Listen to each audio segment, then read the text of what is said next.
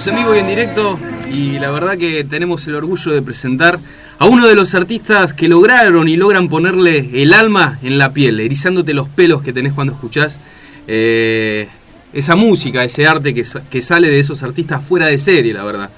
Tenemos un hemisferio realmente del mundo de la música nacional. Uno de esos músicos por lo cual debemos agradecerle por hacer este programa. Pero es una personalidad destacada de la provincia de la cultura. Estamos en vivo y en directo y le damos la bienvenida a este programa que se llama Fulanos de la Noche al señor Emilio Valguercia. Hola Emilio, buenas noches. ¿Cómo estás, Mauro? Bien, muy bien. ¿Vos? Bien, muy bien, muy bien. Te agradecemos realmente profundamente, con el alma, primero por aceptar hacer esta pequeña entrevista, que para nosotros es gigantesca realmente. Bueno, por favor. Y en segundo, que tal vez debería haber sido en primer lugar, por toda tu obra, maestro. Así. Bueno, muchísimas gracias, viejo. Con la verdad, con el alma, lo agradecemos profundamente.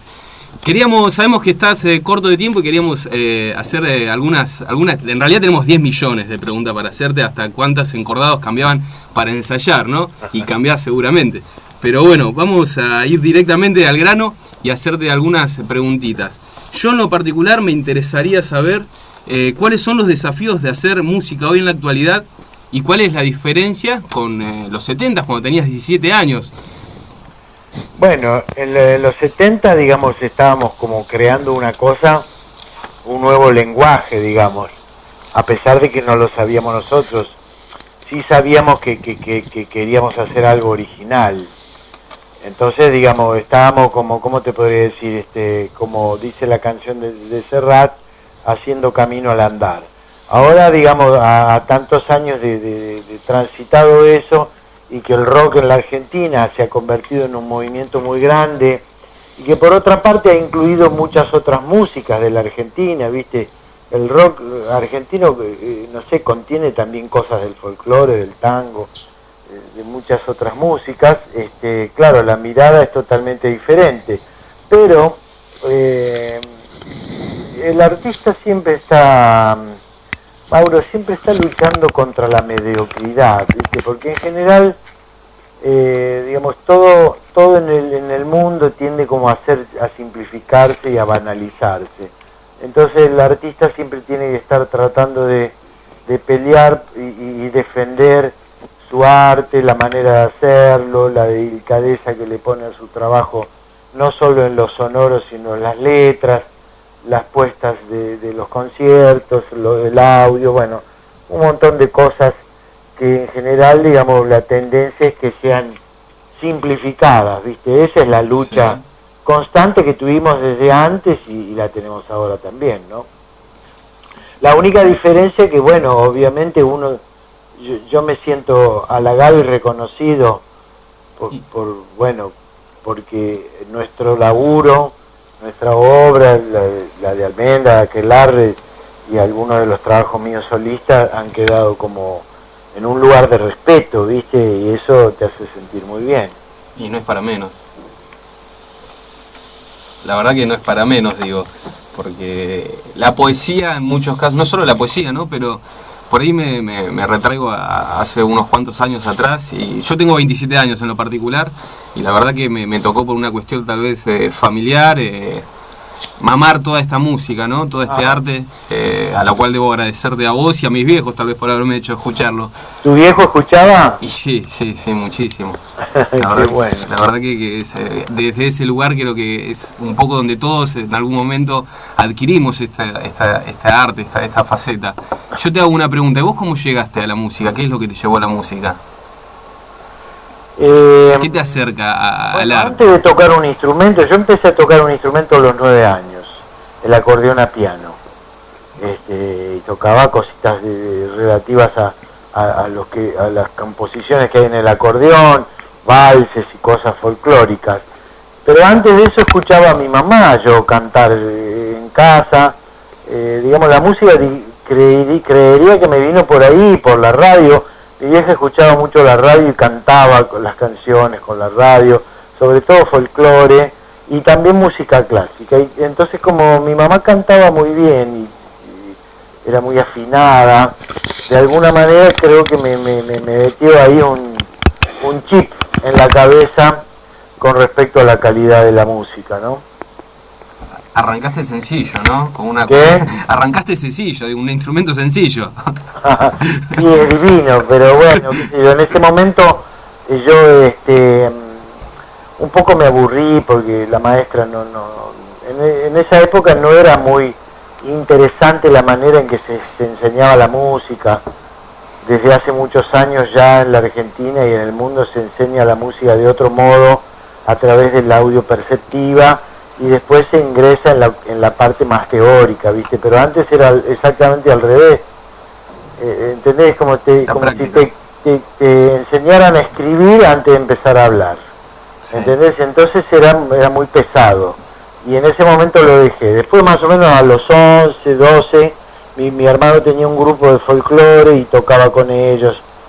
Así, digamos, de manera totalmente informal, pero siempre la música estuvo muy ligada a mis intereses, ¿no? Qué curioso esto que decías, ¿no? De que era como empezar primero a leer antes que de hablar.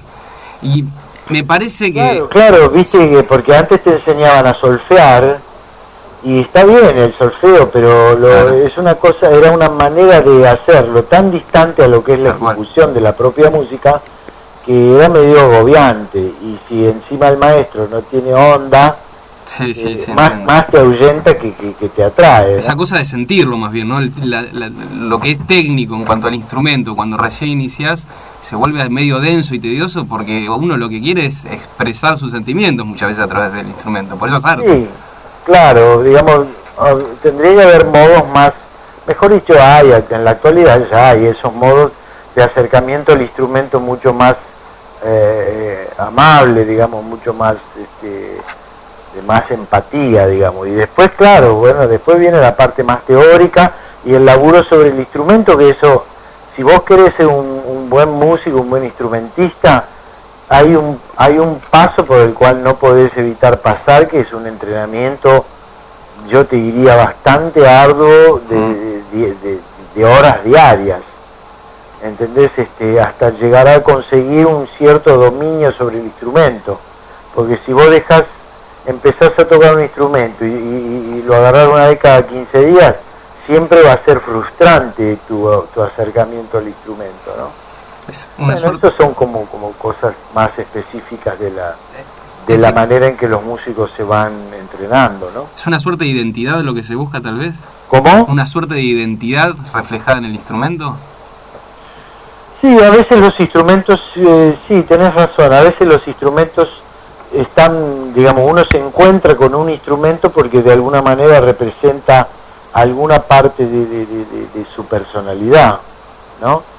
Por ahí pasa por varios instrumentos hasta que después cae en uno que le sienta como el más adecuado. A pesar que en realidad, en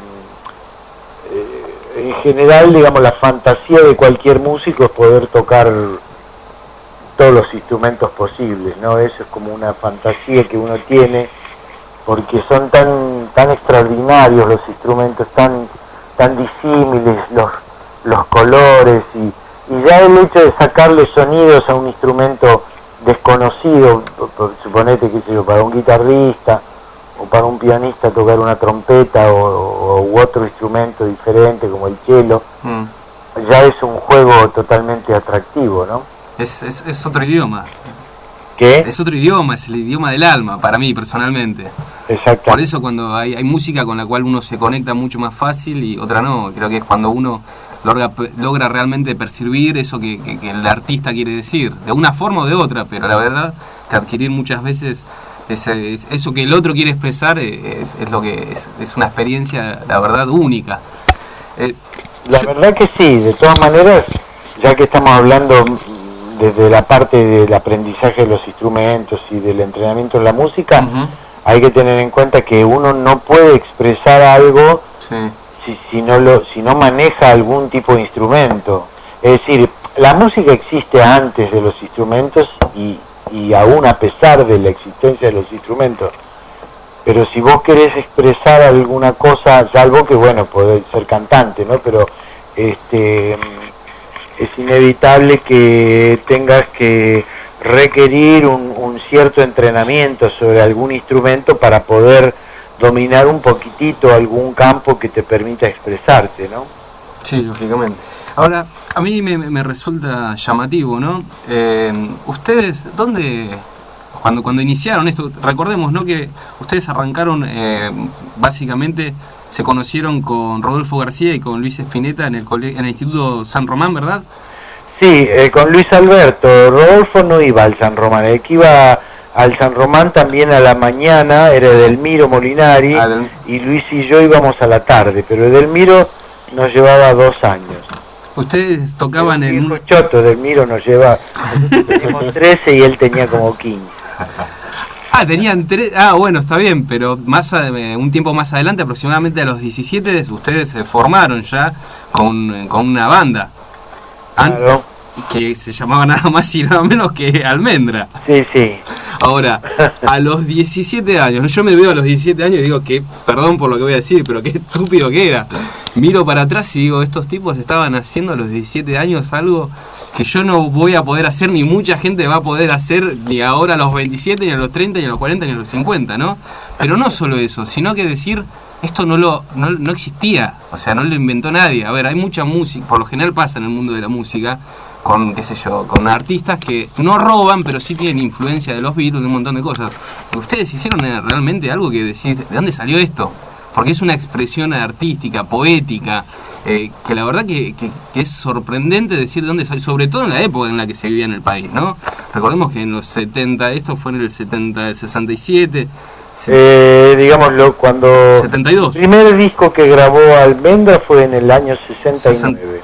67. O sea, estamos hablando para mucha gente de tu edad o más chica de la prehistoria. No existían las tablets ni Pokémon Go, digamos. Mirá, yo te digo, cuando vino Juan de Garay, sí, en las carabelas nos trajo un par de equipos a nosotros. No, pero realmente era lo que decías hace un rato, ¿no? De primero aprender a leer antes que escribir. Ustedes, ¿cómo congeniaron con todo eso, ¿no? Con una etapa de adolescencia, en una época en donde por ahí el rock era visto como algo rebelde, algo opositor, decir, bueno, hagamos algo y lo que salga de esa etapa tan fuerte, tan bestial en muchos sentidos, sea una creación artística poética impresionante para la época. O sea, contrarrestar la época de la Argentina con lo que salía del arte, ¿no? Que era poesía pura. En realidad te digo, nosotros, nosotros hicimos eso con un entusiasmo extraordinario y gigante, ¿entendés? Muy apasionadamente. Y aún hoy conservamos esa relación con la música que nos apasiona tanto. En este momento nosotros, digamos, queríamos hacer algo, como te dije antes, algo original, algo genuino, pero no lo vivíamos como una especie de cruzada contra el mal, ¿viste? Era lo que podíamos hacer nosotros en ese momento y estábamos tan compenetrados dentro de ese universo que bueno, un día tuvimos la suerte o el destino de poder contactarnos con alguien que nos llevó a un estudio de grabación. Y quizás, bueno, la suerte también uno la empuja con la intensidad de lo que hace, ¿no? Sí, fue muy intenso, ¿cómo será intenso que hoy sigue tan radiante como en aquella época o más, qué sé yo? Yo en esa época no tuve el privilegio de vivirlo, pero hoy lo escucho y no parece que fue compuesto hace tantos años. Estoy hablando de esa época, ¿no? Después tuviste un paso realmente brillante que nunca se cortó, ¿no? Cada uno tomó su camino y cada uno hizo una obra distinta de Almendra en adelante. Sí, seguimos siendo una, ¿cómo te podría decir? Una gran familia, ¿viste? Mis compañeros tanto de Almendra como de Aquelarre, incluso de otros grupos como, qué sé yo, te diría Manal, o Box Day, o Los Gatos, o bueno, no sé, ahora no se me ocurren cuáles, Arcoíris, no sé, muchísimos de esa época, son compañeros entrañables, ¿viste? Porque todos estamos luchando para visibilizar nuestro laburo, para formar una corriente de una música nueva, así que yo todos esos compañeros de esa época los considero personas con el mismo interés, en la misma pasión, ¿no?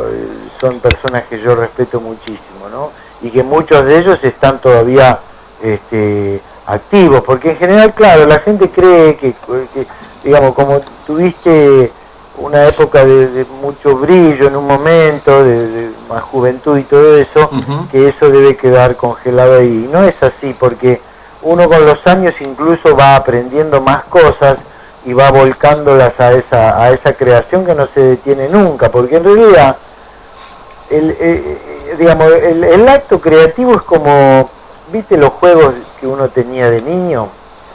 Que estaba por ahí 4 horas o 3 horas jugando, dibujando, sí, o armando no sé qué cosa, y salía y caías en la realidad cuando tu mamá te decía, vení a comer, que se enfría la comida, ¿entendés? Y vos salías de ese mundo tan intenso y tan lindo del juego.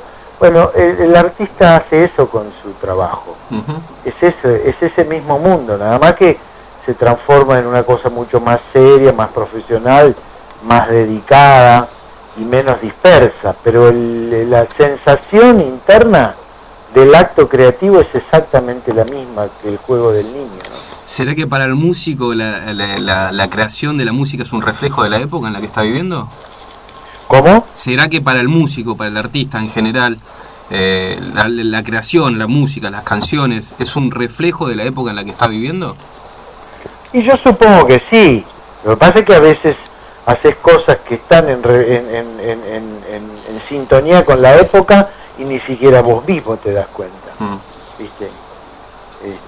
Porque lo que tiene el rock argentino, que ha sido siempre en general un rock original, no demasiado vulgar y simple, sino que ha sido, digamos, buscando recursos del audio y buscando recursos en las letras, para que las letras no sean tan llanas, sino que hablen de cosas más profundas.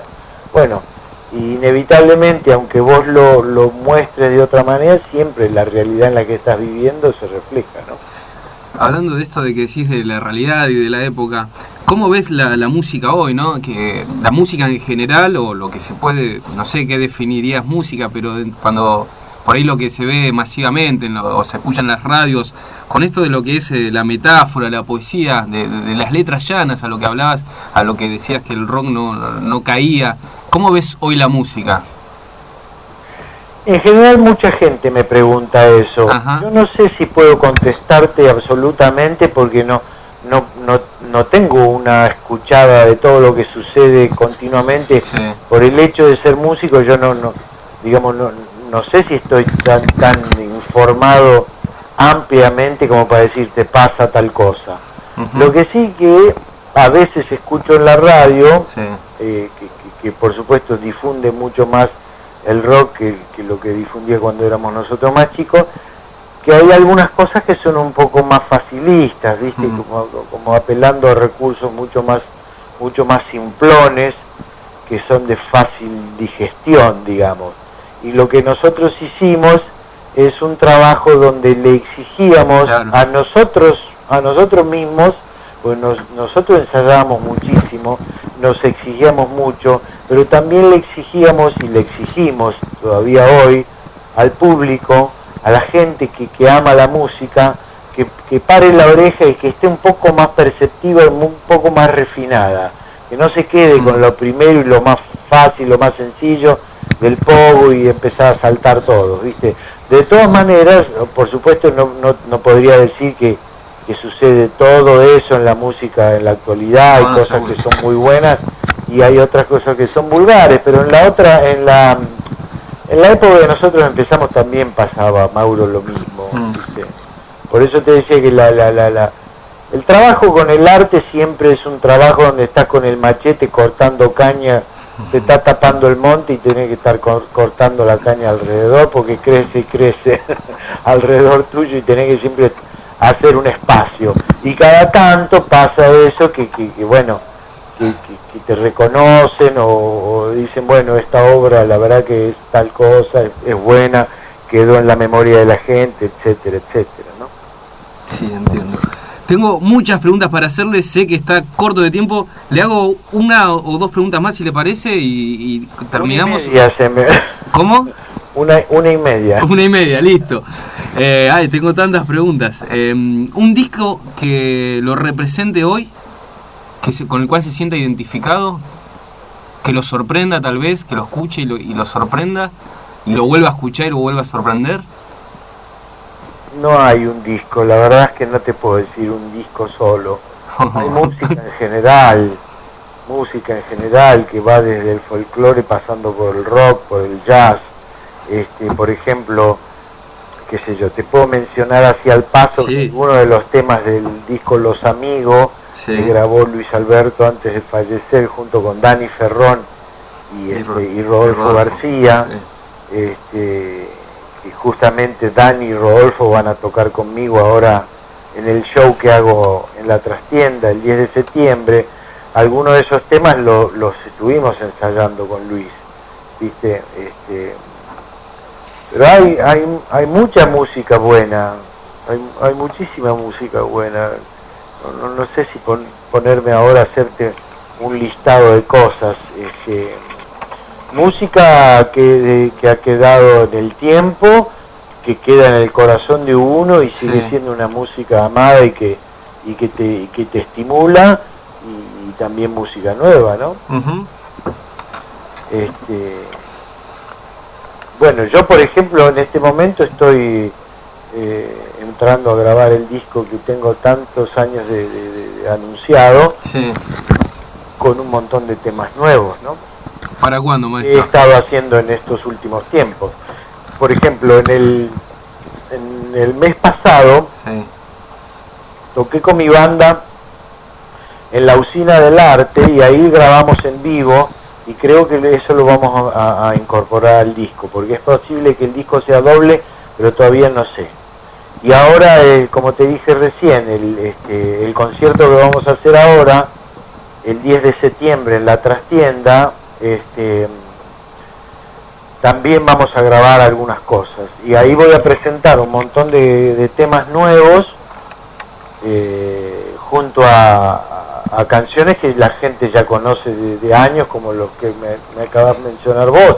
O sea, voy a hacer canciones de Almendra, canciones de Aquelarre, canciones del disco Pintada, que es el disco solista mío, y temas nuevos. Qué lindo. Y lo que te puedo decir respecto a la banda es que, además de que toca Dani Ferrón, toca Pitu Marquesano, Luis Ocampo, Gaby Améndola, y va a estar invitado Rodolfo García.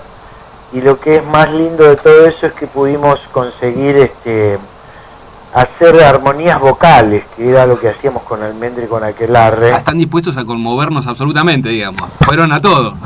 Sí, por supuesto. Y los primeros que nos conmovemos somos nosotros, porque disfrutamos cada vez que nosotros tocamos, no lo hacemos de taquito como si fuera una rutina. Siempre es una maravilla tocar, aunque toquemos los mismos temas, siempre tratamos de hacerlos mejor, interpretándolos mejor, y siempre no te olvides que cada show en vivo es un momento que es irrepetible. Sí. ¿Entendés? El disco queda grabado, pero el show en vivo es la gente que participa del show en vivo participa de un momento con vos que no se va a repetir en otro momento de tu vida. Qué fuerte eso, ¿no? Y sí, es muy se me viene a la cabeza, escuchándolos a todos juntos en la cancha de Vélez, en Spinetta y las Bandas Eternas, cuando el flaco dijo, querían escucharnos en vivo, bueno, acá nos tienen. Qué fuerte eso, ¿no? Sí. Maestro, esta por ahí es la última, y por ahí cerramos, que me quedé pensando, ¿no? Hoy viendo entre tanto material que había, porque también hice los deberes, lógicamente, y me quedé mirando, ¿no? Lo de Canal Encuentro, ¿no? Esto de cómo hice el programa que hago de televisión, ese ciclo de videos. Dije, claro, ¿cómo? Este programa es un programa que yo hago en homenaje a toda la cancionística que hemos escuchado desde chicos, incluso de nuestros abuelos. Alguna música es contemporánea nuestra y otra música, qué sé yo, como te decía antes, la escuchamos que la cantaban nuestros viejos o en las reuniones familiares. Toda esa música está dentro nuestro, ¿viste? Y yo quise hacer un homenaje a eso haciendo un programa de televisión, pero en realidad es un archivo. O sea, cada programa tiene la historia de esa canción, que puede ser del rock, del folclore, del tango, de música melódica incluso, donde dice quién es el compositor, cómo la hizo, en qué momento, en qué se inspiró, con quiénes la grabó. Bueno, todo eso. En cada programa vos te enterás de todos los pormenores de cómo fue hecha esa canción, la historia que hay detrás. ¿Y cómo se le ocurrió? Porque algo tan sencillo, pero que sin embargo es tan conmovedor y que pone puesta en escena obras creativas, la verdad que son excepcionales en la historia del arte argentino. ¿De dónde surgió esa idea? Mira, yo te voy a decir cómo se me ocurrió. Ah, fue suya la idea. Sí, se me ocurrió hace ya varios años. La pude concretar en el 2008, o sea que lo estamos haciendo desde el año 2008. Lo que pasa es que, como nos lleva mucho trabajo la investigación y todo eso, lo vamos haciendo a poco. Hasta ahora hemos hecho 39 títulos de las canciones más conocidas de la cancionística argentina. Y surge de lo siguiente: cuando nosotros tocábamos con Almendra al principio, éramos más jóvenes, disfrutábamos de que a la gente le gustara y que aceptara nuestra música. Cuando pasaron algunos años y ya nos hicimos un poco más grandes, mucha de esa gente ya se había casado, tenía hijos, o había estado en pareja, o incluso algún familiar, su padre o su madre habían fallecido. O sea, esa música nuestra había acompañado momentos de vida muy intensos de cada una de esas personas. Y yo empecé a tomar conciencia de que la música, esas músicas, en este caso las nuestras, eran como postales evocativas para la vida de esa gente. Y me di cuenta que, por supuesto, toda la música argentina funciona de esa manera. Y de ahí surge la idea de explicar cómo se hizo tal canción que es tan querida por la gente, qué sé yo, como un tango, no sé, cualquier tema emblemático de la Argentina que a la gente la conmueve. De algún modo, esas canciones que han quedado durante, no sé, 20, 30, 40, 50, 60 años en el corazón de la gente, es porque tienen algo, no sé, un ADN, algo tienen que identifica a la gente y la conecta con su emocionalidad, ¿no? Carisma propio.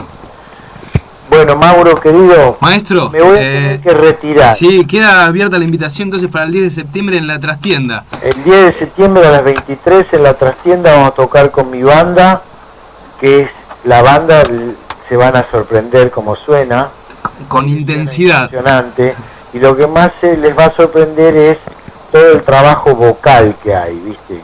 Porque en general las bandas últimamente meten mucha marcha y se escuchan poco las letras, qué sé yo. Nosotros metemos energía, pero se escucha mucho la melodía, todas las voces, las letras, todo. Maestro, que siga la melodía entonces. Nos despedimos entonces de usted, le agradecemos muchísimo, la verdad que un orgullo y un honor. Y bueno, entonces lo veremos el 10 de septiembre. 10 de septiembre en la Trastienda. En la Trastienda, a las 23 horas. Muchas gracias, maestro. Un abrazo a todos. Un abrazo y el agradecimiento eterno. Gracias, buenas noches. Un abrazo, chao. Gente, acabamos de entrevistar entonces al señor Emilio del Guercio, un maestro integrante de otras bandas como por ejemplo Almendra, Color Humano, Aquelarre, un monstruo la verdad, un cacho de historia del rock nacional, de la cultura argentina, es un referente la verdad, por eso en un principio decíamos que le agradecíamos por parte de hacer este programa, porque es uno de los creadores de los quienes nos han llevado al mundo del rock, de los quienes han inventado el rock en habla hispana. Y la verdad que para nosotros, para este programa que hacemos muy a pulmón, es un orgullo verdadero. Vamos a ir a un corte y enseguida volvemos con más.